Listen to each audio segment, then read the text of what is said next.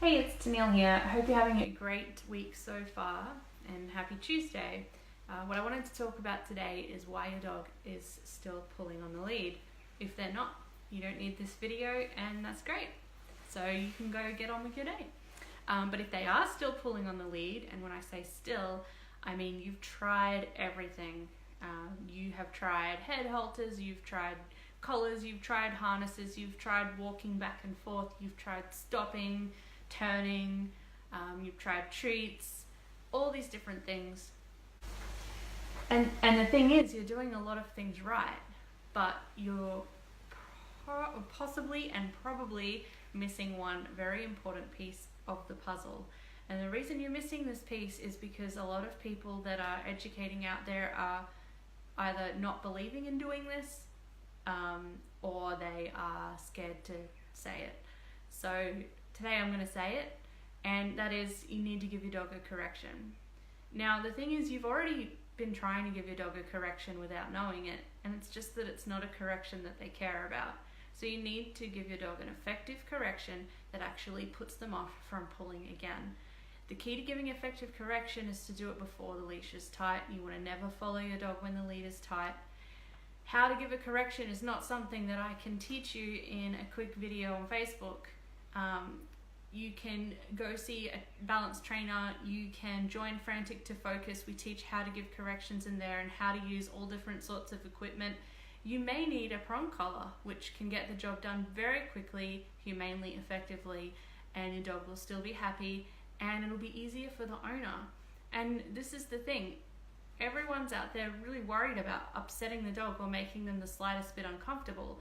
But the other day in the group, we had someone that was injured, had a back injury, and was in tears because of her dog pulling her over on the street.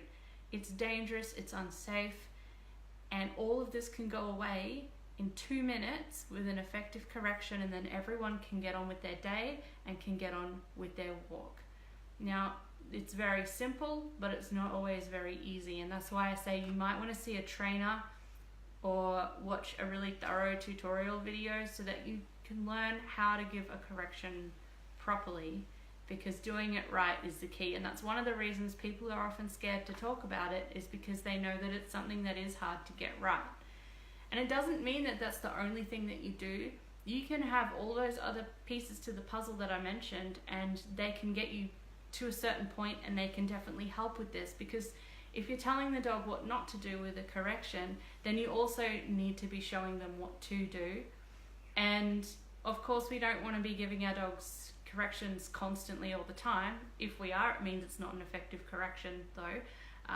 So you can use your stopping and turning. What I do is I do sudden turns, and that automatically gives the dog a correction, and that's how I start. And then I go to stopping, and meanwhile, I'm marking and treating the dog every time they're at my side exactly where I want them to be.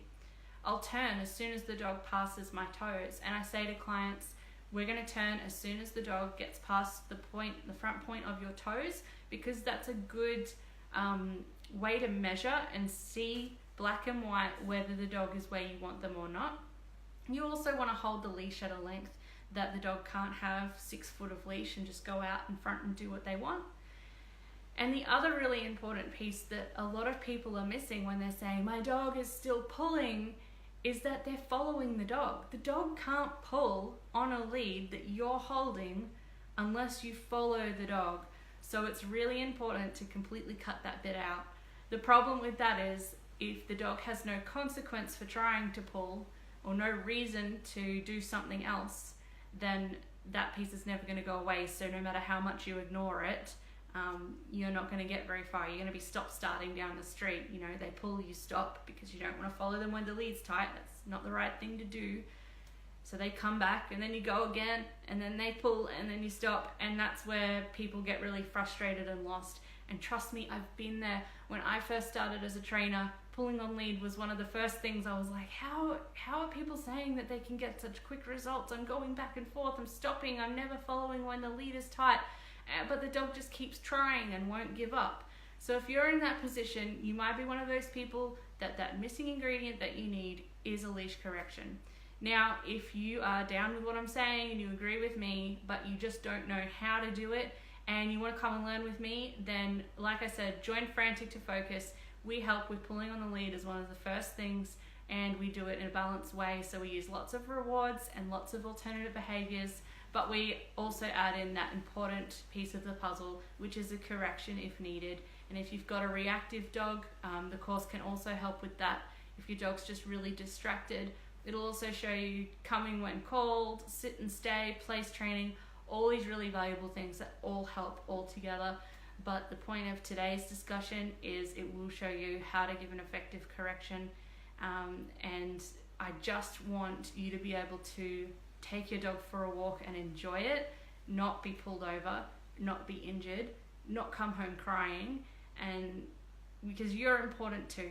You know, we definitely, obviously I care about the dog being important and the dog being trained humanely and enjoying it, and they should enjoy it, but so should you. So if you like what I'm saying today, come and join us in the course. I'd love to have you in the group and we can talk more about it, and I'll see you next time.